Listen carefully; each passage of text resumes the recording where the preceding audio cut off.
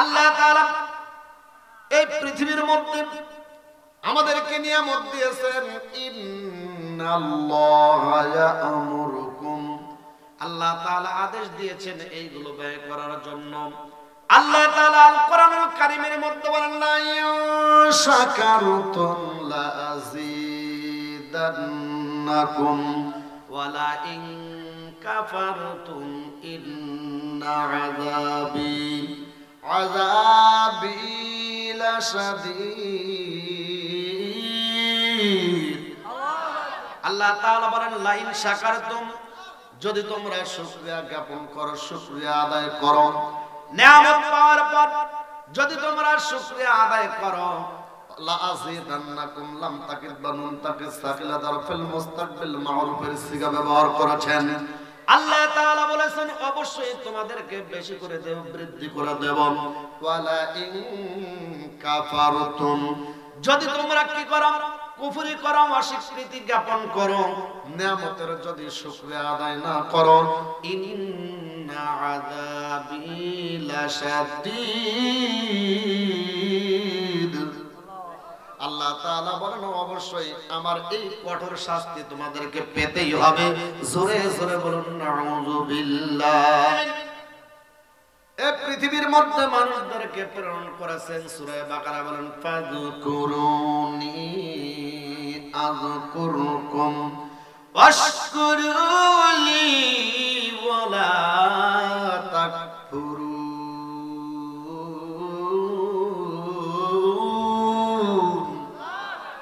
আল্লাহ তাআলা বলেন, ফাযকুরুনি, বান্দারে অতঃপর আমাকে স্মরণ করো, আমিও তোমাদেরকে স্মরণ করব।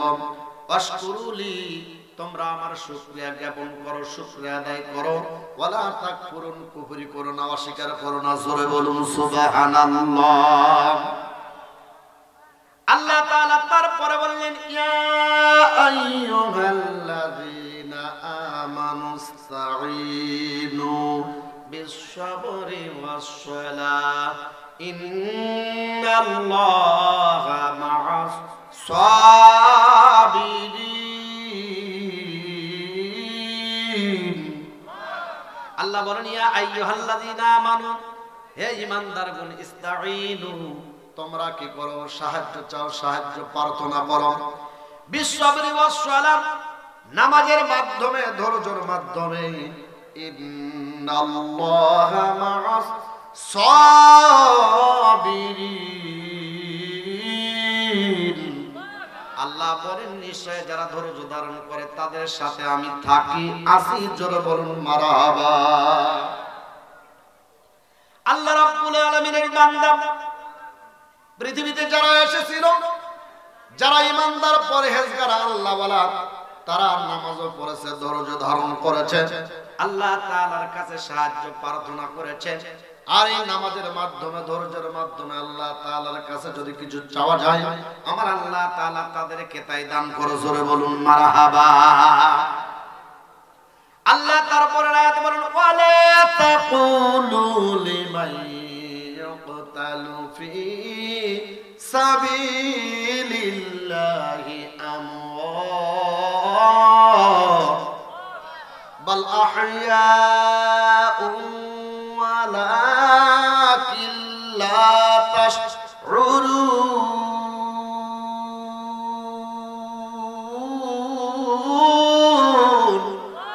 আল্লাহ তাআলা বলেন, ওয়ালা তাকুলু, তাদেরকে বলো না, লিমান ইয়াকতালু ফি সাবিলিল্লাহ, যারা আল্লাহর রাস্তায় জিহাদ করে মৃত্যুবরণ করেছে, জীবন দিয়েছে, শাহাদাত বরণ করেছে, তাদেরকে তোমরা মৃত্যু বলো না, মৃত্যু বলো না। তারা জীবিত, বাল আহইয়া ওয়ালাকিন লা তাশউরুন, তারা জীবিত কিন্তু তোমরা জানো না। ধর্মের জন্য, কোরআনের জন্য, ইসলামের জন্য যারা শাহাদাত বরণ করেছে, তাদেরকে তোমরা মৃত্যু বলো না, মৃত্যু বলো না, কারণ তারা জীবিত কিন্তু তোমরা বোঝো না। জোরে বলুন মারহাবা। আল্লাহ তাআলা আল কোরআনুল কারীমের মধ্যে বলেন, ওয়ালা নাবলুওয়ান্নাকুম বিশাইইন মিনাল খাউফি ওয়াল জু'i ওয়া নাকসিম মিনাল আমওয়ালি ওয়াল আনফুসি ওয়াস সামারাত ওয়াবাশশিরিস সাবিরিন।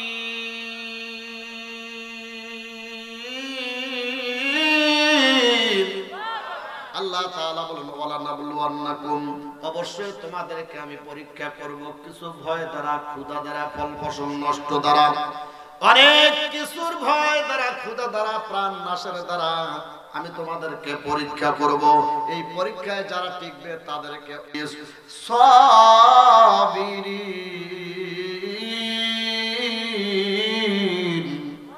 আল্লাহ বলেন তাদেরকে তোমরা সুসংবাদ দাও, তুমি সুসংবাদ দাও। এই সুসংবাদ হলো জান্নাতের সুসংবাদ। জোরে বলুন মারহাবা। আল্লাহ রাব্বুল আলামিনের নবী মুহাম্মাদুর রাসূলুল্লাহ সাল্লাল্লাহু আলাইহি সাল্লাম যখন ইসলামের দাওয়াত দিতে শুরু করে দিলেন, বেঈমান বিজাতি মুরতাদ কাফেরেরা তাকে মারার জন্য অনেক প্রাণপণে চেষ্টা করেছিল, তাকে হত্যা করবে, এমনকি তাকে শিবে আবু তালেবের 3 বছর কারারুদ্ধ করে রেখেছিল। সেই সময় 5-6 জন ইসলাম কবুল করার পর খাব্বাব রাদিয়াল্লাহু তাআলা আনহু নামে এমন একজন ব্যক্তি ইসলাম কবুল করেছিল। ওই ব্যক্তিকে তার যে মালিক ছিল অনেক কষ্ট দিত। হযরত ওমর রাদিয়াল্লাহু তাআলা আনহু যখন অর্ধজাহানের খলিফা ছিল, তখন সেই খাব্বাব রাদিয়াল্লাহু তাআলা আনহুকে বললেন, খাব্বাব রে, তোমাকে যে কাফের বেঈমানরা নির্যাতন নিপীড়ন নিষ্পেষণ চালিয়েছিল তার কিছু আমাকে খুলে বলো। জোরে বলুন সুবহানাল্লাহ। হযরত খাব্বাব রাদিয়াল্লাহু তাআলা আনহুকে বললেন, ওমর রাদিয়াল্লাহু তাআলা আনহু, ওই ভাই খাব্বাব, আপনাকে যে বেঈমান বিজাতি মুরতাদ কাফেরেরা যে নির্যাতন নিপীড়ন নিষ্পেষণ চালিয়েছিল তার কিছু কথা, কিছু নমুনা, কিছু আমাদেরকে দেখান। হযরত খাব্বাব রাদিয়াল্লাহু তাআলা আনহু বললেন, ভাই ওমর, আমি এই যে নির্যাতনের শিকার হয়েছিলাম এটা কি তোমাদেরকে প্রকাশ্য বরাবর প্র্যাকটিক্যাল দেখাবো নাকি বর্ণনা করব? আমিরুল মুমিনিন বললেন, প্র্যাকটিক্যাল সরাসরি যদি দেখাও তাহলে ভালো হয়। জোরে বলুন সুবহানাল্লাহ। আল্লাহর নবীর সাহাবী হযরত খাব্বাব রাদিয়াল্লাহু তাআলা আনহু যখন তার জামা উঠালেন, ওঠানোর পর হযরত ওমর রাদিয়াল্লাহু তাআলা আনহু কান্নাকাটি শুরু করে দিলেন।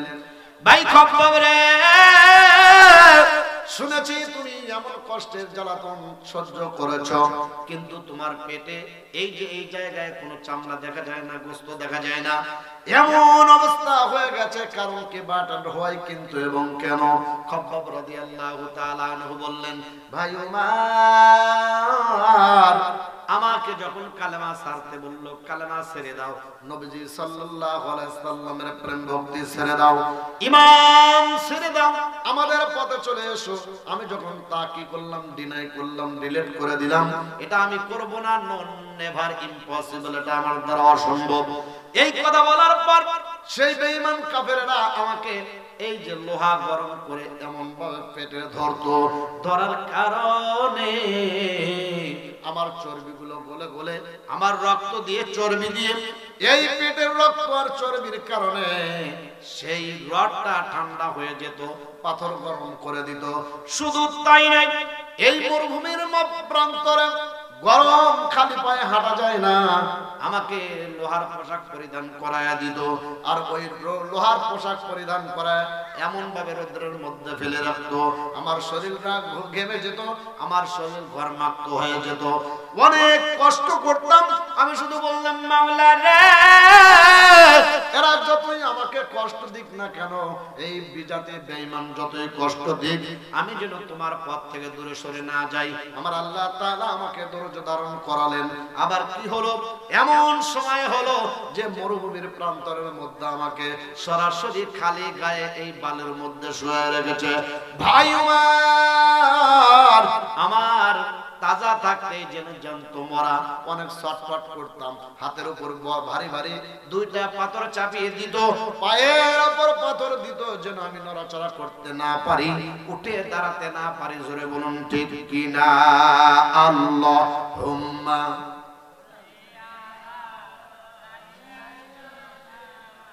মাওলানা মুহাম্মদ ওয়া আলা আলি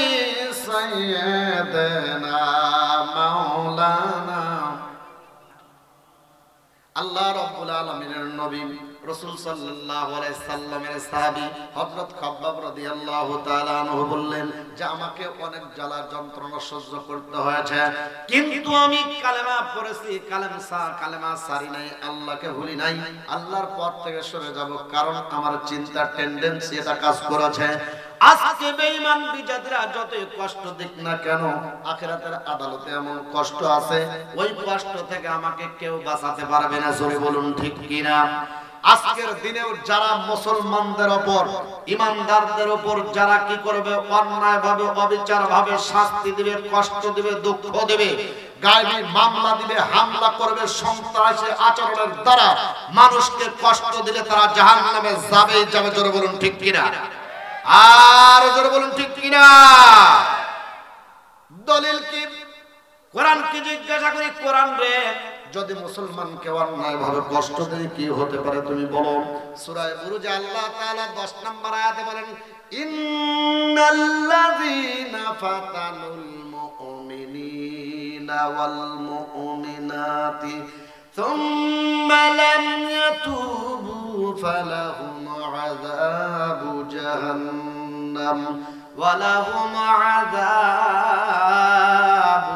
হারিক।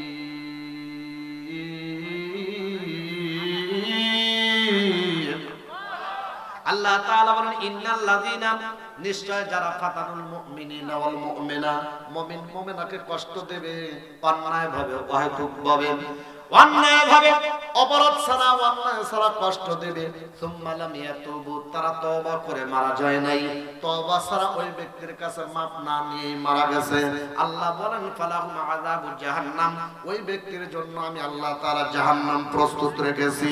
জোরে বলুন সুবহানাল্লাহ। ওয়ালাহুম আযাবুল হারিক।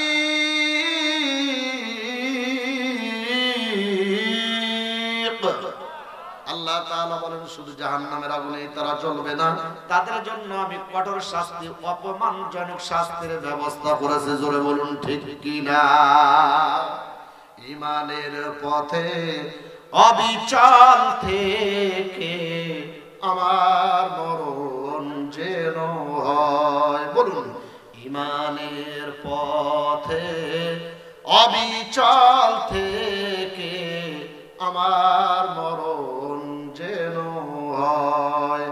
তোমারই কাছে মিনতি আমার, তোমারই কাছে মিনতি আমার, মহামহিমিতের মুখোমুখি হয়। জোরে বলুন ঠিক কিনা? প্রতিদিন মিথ্যের মুখোমুখি হয়, বেদিন কাফেরেরা করে হইচই, প্রতিদিন মিথ্যের মুখোমুখি হয়, বেদিন কাফেরেরা করে হইচই, আজাজিল এসে গুমরাহি সুর গান, আজাজিল এসে গুমরাহি সুর গান করে তোলে মোহময়। ঈমানের পথে অবিচল থেকে আমার মরণ যেন হয়। সবাই বলুন আমিন। মুমিন মুসলমানদেরকে যারা কষ্ট দিবে তাদের তো শাস্তি হবে জাহান্নাম, কিন্তু মুমিনদেরকে নিয়ে, মুমিনাদেরকে নিয়ে যারা সন্দেহ করবে, সন্দেহ পোষণ করবে, তাদেরও আমার আল্লাহ তাআলা দুনিয়ায় আখিরাতে শাস্তি দিবেন। জোরে বলুন ঠিক কিনা?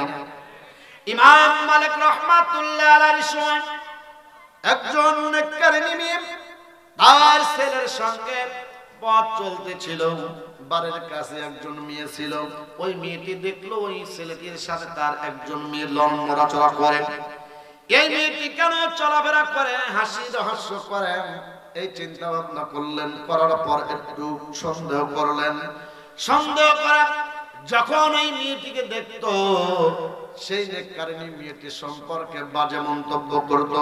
তুমি তো সুন্দর করে পর্দা করো, এত সুন্দর নামাজ পড়ো, তোমার কথা কেউ শুনতে পারে না, তোমার কথা কেউ শুনতে পায় না, তোমার চেহারা কেউ দেখতে পায় না, তোমার কণ্ঠের স্বর অন্য পুরুষ কখনো শোনে নাই, কিন্তু তোমার যে বিষয়টি, তোমার সাথে একজন ছেলেকে আমি চলাফেরা করতে দেখেছি, হাসতে দেখেছি, এই তো এক জাতে এক মানুষ আছে, দুধে মিশায় পানি, উপরে তারা মুন্সি ঝুলায়, ভিতরে শয়তানি। জোরে বলুন ঠিক কিনা? যে সন্দেহ পোষণ করত ওই মেয়েটি নেককারিনী ছিল, কিন্তু আপনি যদি অন্যায় ভাবে মানুষের গীবত করেন, মানুষের চগলখড়ি করেন, সন্দেহ করেন, সন্দেহ করা কবিরা গুনাহ। জোরে বলুন ঠিক কিনা? আল্লাহর বান্দী, যেই ব্যক্তি যেই মহিলাটি ছেলের সঙ্গে হাস্য করেছিল, আর যেই ব্যক্তি সন্দেহ করলো, একদিন ওই মেয়েটি মারা গেল।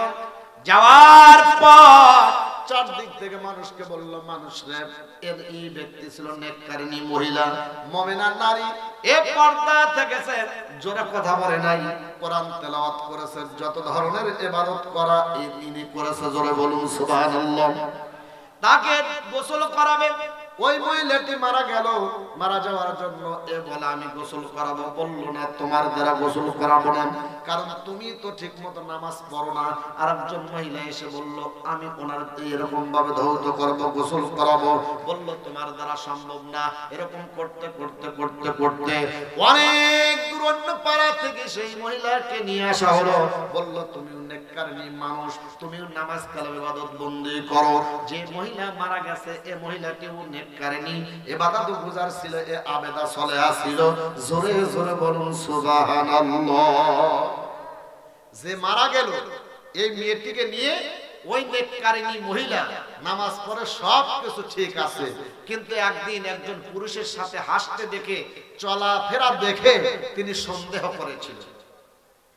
সন্দেহ করার পর ওই মৃত্যু ব্যক্তিকে যখন গোসল করানোর জন্য তাকে সিলেক্ট করা হলো, নির্ধারণ করা হলো যে তুমি এই মহিলাটির জানা এইরকম গোসল করাবে। ওই মহিলাটি যখন গেল, অন্দর মহলে চারদিকে এরকম টানানো হলো, চারদিকে বেড়া টানানোর পর ওই মহিলাটি তার জামা কাপড় খুলছিল, আর একটু সন্দেহ করলো, একটু বসানো পেটে ভর দিল। ভর দেওয়ার পর চিন্তা করলো এই মহিলা পেশাব পায়খানা হতে পারে। মানুষ যখন মারা যায় এরকম পেটে ভর দিতে হয়, যারা ধৌত করেন তারা জানেন, যারা মৃত্যু ব্যক্তিকে যারা গোসল করায় তারা জানে পেটে একটু চাপ দিতে হয়, এর পেশাব পায়খানা ভিতরে আছে কিনা দেখতে হয়। ওই মেয়েটি যখন সন্দেহ পোষণ করলো, হায় রে, এত সুন্দর তোমার চেহারা, কিন্তু তুমি মানুষ জানে তুমি নেককার, কিন্তু তুমি পরপুরুষের সাথে আমি তোমাকে ঘোরাফেরা দেখেছি, এই কথা এই সন্দেহ করার কারণে পেটে চাপ দেওয়ার পর যখন এই উরুতে হাত দিয়েছে, সঙ্গে সঙ্গে ওই জীবিত মেয়েটির হাত ওই মরা মানুষের হাতের সাথে লেগে গেল। জোরে বলুন সুবহানাল্লাহ। পাতের খুদ রক্তদারি হরস খাহি আকুনি, মুর্দারা তু জান বখশি জিন্দা রবে জাকুনি। ওই মেয়েটি যখন এরকম হাত লেগে গেল, বারবার টানাটানি করে সারে না, এরকম ভাবে অনেক চেষ্টা করলো, সারে না, চিৎকার দেয়, সারে না। চারদিক থেকে মানুষ আসলো, মহিলাকে দেখার জন্য চিৎকার শুনে মানুষজন আসলো, বোন তোমার কি হয়েছে, তুমি এই জায়গায় মানুষ ধৌত করার জন্য গেলে, এ তো নেককারিনী মেয়ে, তুমি কেন কান্নাকাটি করে চিৎকার করো, কারণ কি? ওই মহিলা বলল, পারে ওবু, আমি যাকে গোসল করানোর জন্য এসেছি তার রামের সাথে উরুর সাথে আমার হাতটা লেগে গেছে। জোরে জোরে বলুন নাউযুবিল্লাহ। যে নেককারিনী ধোয়াচ্ছে আর যে মারা গেছে সেও নেককারিনী, ওই মহিলার প্রতি সন্দেহ করার কারণে তার হাত লেগে গেল। মানুষ অনেক টানাটানি করে, বললো কয়েকজন মরা মানুষের ধরো আর কয়েকজন তাজা মানুষের টানো, ধরাধরি টানাটানি ছাড়ে না। আল্লাহর ধরা এটাকে ছাড়তে পারে? আল্লাহ ধরে না, ধরে না, যাকে ধরে তাকে ছাড়ে না। জোরে বলুন ঠিক কিনা? এই পৃথিবীর মধ্যে আমরা নমরুদকে দেখিনি, কিন্তু পৃথিবীর মধ্যে দেখেছি যারা নমরুদের বংশধর, যারা কি করেছিল অন্যায় ভাবে অপদস্থ করেছে মুসলমানদেরকে, যারা অন্যায় ভাবে অপরাধহীন ভাবে মামলা হামলা এবং গায়েবী মামলা দ্বারা জায়গা দখল করে অনেক ভাবে মানুষকে শাস্তি দিয়েছে, এদের বিচার হবেই হবে। তোরা বলুন ঠিক কিনা? আল্লাহ রাব্বুল আলামিনের বান্দি, কেউ বলল মরা মানুষকে ধরো, আর কেউ বলল তাজা মানুষকে টানো। অনেক টানাটানি করলো কিন্তু ছাড়ে না। অনেক আলেমের কাছে চলে যাওয়া হলো। একজন ফতোয়া দিল মরা মানুষের গোশত সহ কেটে হাত ছাড়াও। বলল ওই মারা যে গেল ওই মেয়েটিকে, ওই মেয়েটির স্বামীকে বলল, ও ভাই তোমার স্ত্রী মারা গেছে, একটু গোশত যেহেতু তার হাত লেগে গেছে, একটু গোশত কেটে দেই, হাতটা ছাড়িয়ে দেই। বলল না, আমার মেয়ে আমার স্ত্রীটা নেককারিনী ছিল, হাতের সাথে এই উরুর গোশত যদি কেটে দাও, ওই উরুর গোশত মানুষ দেখবে, বেপরদা হয়ে যাবে, গুনাহ হবে, গুনাহ কাবিরা হয়ে যাবে, আমি এটা করতে দেব না। জোরে বলুন সুবহানাল্লাহ। পরে মানুষজন ওই তাজা নেককারিনী মহিলার স্বামীর কাছে গেল, ভাই রে তোমার স্ত্রী গোসল করানোর জন্য গিয়েছে, কি হয়েছে জানি না, জানি না, জানি না। আল্লাহ তাআলা জানেন কি হয়েছে, কি রহস্যের মধ্যে নিয়োজিত আছে, কি হাকিকতের মধ্যে আছে। এই কথা বলার পর তাজা মহিলার স্বামীকে বলল, ভাই রে তোমার স্ত্রীর হাতটা কেটে দেই, তাও হাতটা ছাড়ুক। জোরে বলুন নাউযুবিল্লাহ। তার স্ত্রী বলল, স্ত্রীর স্বামী বলল, আমার স্ত্রী তাজা, হাতের তো দরকার আছে, মরা মানুষের গোশত থাক আর না থাক সমস্যা নাই, গোশত সহজে কাটো। বলল না, গোশত কাটতে দেব না। এ বলল হাত কাটো, বলল হাত কাটতে দেব না। অনেক সমস্যায় সকলে পড়ে গেল। জোরে বলুন ঠিক কিনা? আল্লাহ তাআলা কোরআনুল কারীমে বলতে বলেন, ইউতিল হিকমাতা মাইয়াশা ওয়া মাইয়ুতাল হিকমাতা ফাকাদ উতিয়া খায়রান কাসীরা ওয়া মা ইয়াযাক্কারু ইল্লা উলুল আলবাব।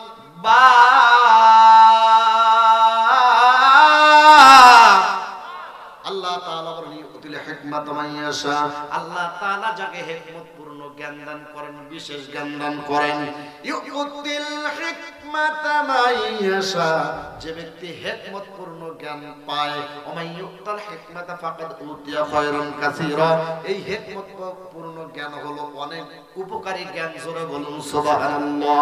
ওয়া মা ইয়াযাক্কারু ইল্লা উলুল আলবাব। আল্লাহ তাআলা বলেন জ্ঞানীদের জন্য অনেক নিদর্শনাবলী রয়েছে। সাধারণ শরীয়তের আলেমের কাছে মানুষ যায়, বলল হুজুর আপনি তো মুহাদ্দিস, আপনি তো মুফতি, আপনি ফতোয়া দেন। একজন বলল এর হাত কেটে দাও, আরেকজন বলল গোশত কেটে দাও। কেউ হাত কাটতে দেয় না, গোশতও কাটতে দেয় না। দুজনের স্বামী দুরকম হয়ে গেল, গোশত কাটতে দিল না, হাত কাটতে দিল না। মানুষজন চলতে চলতে কেউ এর ফয়সালা দিতে পারলো না। রহমাতুল্লাহ আলাইহি বললেন, ঘটনাটা তোমরা খুলে বলো। বলল মেয়েটি ভয় পেয়ে গেছে, মরা মানুষের অনেকজনকে গোসল করিয়েছে, কিন্তু কারোর সাথে তার হাত কখনো আটকে যায় নাই, লেগে যায় নাই, লেগে থাকে নাই। কিন্তু কি হয়ে গেল, দুইজন নেককারিনী মহিলা, যে তাজা মেয়েটি সেও নেককারিনী, যাকে গোসল করাতে গিয়েছিল সেও নেককারিনী, হাত লেগে গেল। কারণ কি? আপনি একটু দেখেন তো মোরা খাওয়া মুশাহাদার মাধ্যমে। জোরে জোরে বলুন সুবহানাল্লাহ। ইমাম মালিক রাহমাতুল্লাহ আলাইহি আসলেন, এরকম প্যান্ডেল করে মহিলাদেরকে বলা হলো আপনি এই যে পর্দার মধ্যে থাকেন। বাইরে থেকে ইমাম মালিক রাহমাতুল্লাহ আলাইহি বললেন, কি করেছেন, কি পাপ করেছেন, তার গায়ে কি সন্দেহ পোষণ করেছেন, অবৈধভাবে কি অন্যায় ভাবে হাত দিয়েছিলেন কিনা, আপনি কি করেছেন? মহিলা তো বলে আমি কিছুই করি নাই, আমি তো কিছুই জানি না, আমি তো কোনো অন্যায় করি নাই, অপরাধ করি নাই। হুজুর এটা কেমনে হয়ে গেল, হাতটা লেগে গেল, আমার হাত তো খোলে না। ইমাম মালিক রাহমাতুল্লাহ আলাইহি বললেন, হাত খুলবে তোমার অপরাধ যতক্ষণ পর্যন্ত মাপ না হয় ততক্ষণ পর্যন্ত তোমার হাতটা খুলবে না। জোরে বলুন সুবহানাল্লাহ। মানুষকে সন্দেহ করা কবিরা গুনাহ। যদি কি করেন, ইমানদার ব্যক্তিদের কষ্ট দেন, তার জন্য জাহান্নাম। যদি একজন ব্যক্তি বাবা এত বড় হাজি, এত বড় হাজি, হাজি না পাজি এই ধরনের কথা আছে কি নাই? ওর দাড়ি রেখেছে, ওর দাড়ির মধ্যে শয়তান আছে। জোরে বলেন নাউজুবিল্লাহ, জোরে বলেন। এরকম কথা আছে কি নাই? বলে তুই লোকটা বড় ভালা, তোর ব্যবহার আপনারা বুঝে নিয়ে। এই যে বিষয়গুলো আমরা মানুষকে সন্দেহ করব, আমার কথা কি বোঝে? কথা যদি না বোঝেন কাজ হবে না, কথা বুঝতে হবে। কারণ কি, একজন ব্যক্তি তার স্ত্রীকে নিয়ে যাচ্ছে ডেলিভারি হাসপাতালে, প্রেগনেন্ট, ডেলিভারি করাবেন, পেটে সন্তান আছে, নরমালে হচ্ছে না, যার কারণে সে ক্লিনিকে বা হাসপাতালে নিচ্ছে। এমন তো অবস্থায় একজন বলল, ও ভাই তোমার স্ত্রীকে কোথায় নেন? বললো যে এই ডেলিভারির জন্য নিচ্ছি। বললো যে ডেলিভারি অসুখ এতই খারাপ, এই ডেলিভারি অসুখে আমার ভাই মারা গেছে। আসলে পুরুষ মানুষকে ডেলিভারি মারা যায়, কিন্তু ওই ব্যক্তি বোঝে, ওই ব্যক্তি বোঝে নাই। এখন আপনারা যদি ওয়াজ না বোঝেন, ওই ডেলিভারির মতো হবে যে ডেলিভারির রোগে আমার ভাই মারা গেছে। এক স্যার বলছে, ওহে ছাত্র বলো তো, ডাক্তার আসার আগেই রোগীটি মারা গেল, ইংরেজি কি? বললো স্যার আমি ইংরেজি পারি না, আরবি পারি। ইংরেজি পারি না, কি পারি? আরবি পারি। বললো বলো। বললো ইন্না লিল্লাহি ওয়া ইন্না ইলাইহি রাজিউন। আসলে কি এই ইংরেজি এইটা হলো? কথা বুঝতে হবে, কথা না বুঝলে কাম হবে না। ইমাম মালিক রাহমাতুল্লাহ আলাইহি বললেন, ও মেয়ে তুমি মানো আর না মানো, জানো আর না জানো, যে কথাটা যে সন্দেহ করেছো, যে গুনাহ করেছো, অন্যায় করেছো, এর শাস্তি যদি পাও তাহলেই কাম হবে। আমার কাছে রাডার আছে, কিতাব আছে, এমন একটি কিতাব আছে যে কিতাব দিয়ে যদি বিচার করা হয় তোমার হাতটা ছাড়বে, নইলে ছাড়বে না। জোরে বলুন মারহাবা। আল্লাহ তাআলা বলেন, মুমিনান নাসি মান ইয়াকুলু আমান্না বিল্লাহি ওয়া বিল ইয়াউমিল আখির ওয়া মা হুম বিমুমিনিন।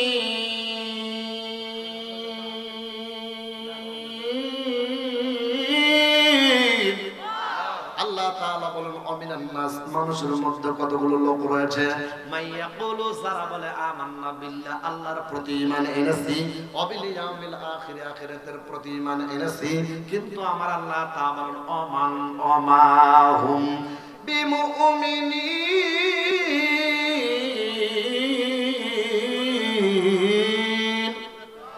আমার আল্লাহ বলেন তারা মুমিন না। কারণ শুধু নামাজ আর আখিরাতে বিশ্বাস করাই কিন্তু ঈমানদারের লক্ষণ নয়।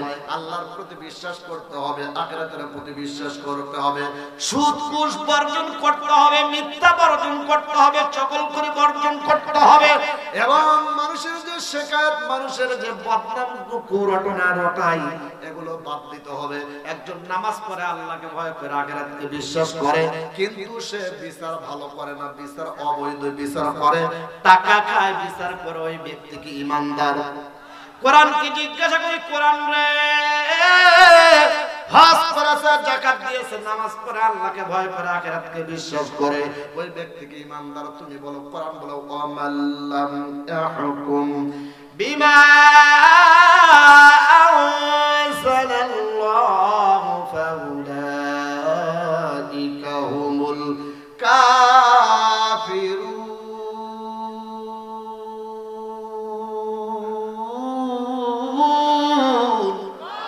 আল্লাহ তাআলা বলেন, আমাল্লাম ইয়াহকুম বিমা আনজালাল্লাহ, যে ব্যক্তি আল্লাহ তাআলার নাজিলকৃত কোরআন দিয়ে বিচার ফয়সালা করবে না, যেই ব্যক্তি আল্লাহ তাআলার প্রদত্ত এই নাজিল করা কোরআন দিয়ে বিচার করবে না, ফয়সালা করবে না, ওই ব্যক্তি নামাজি হতে পারে, হাজী হতে পারে, ওই ব্যক্তি মুফতি হতে পারে, মুহাদ্দিস হতে পারে, দেহলবী নামকরণ করতে হবে, কিন্তু আমার আল্লাহ বলেন ফাউলাইকা হুমুল কাফিরুন।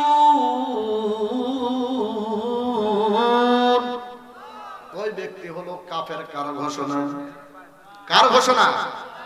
আল্লাহর কোরআনকে আবার জিজ্ঞাসা করি, কোরআন রে শুধু যে কাফের না, আরো কোন লকব উপাধি তার আছে, পদবি আছে? কোরআন আবার বলে আমাল্লাম ইয়াহকুম বিমা আনজালাল্লাহু ফাউলাইকা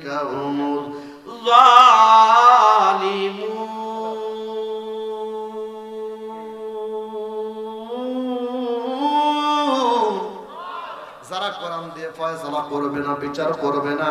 কোরআন তাকে জালেম বলে, জালেম। ওয়াল কাফিরুনা হুমুল যালিমুন, যারা জালেম তারাই কাফের। জোরে বলতে হবে।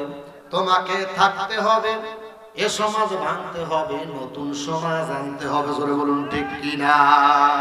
তোমাকে জাগতে হবে, তোমাকে থাকতে হবে, এ সমাজ ভাঙতে হবে, নতুন সমাজ করতে হবে। আল্লাহুম্মা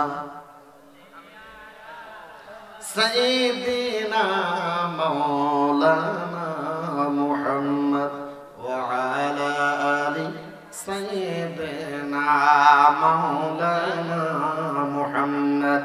ওই ব্যক্তি কি বলল যে আমার কাছে কোরআনুল কারীম আছে, এই কোরআন দিয়ে তোমার বিচার করা হবে, তুমি কি করেছো আমার আল্লাহ তাআলা জানেন। তুমি না বললে কি হবে? আমার আল্লাহ তাআলা মানুষদেরকে ইলহাম দ্বারা বুঝিয়ে দেয়, জানিয়ে দেয়। এই কোরআনের হক, কোরআনের আইন যদি তোমার উপর প্রয়োগ করি, অবশ্যই দেখা যাবে যে তুমি কি আসামি। জোরে বলুন ঠিক কি না?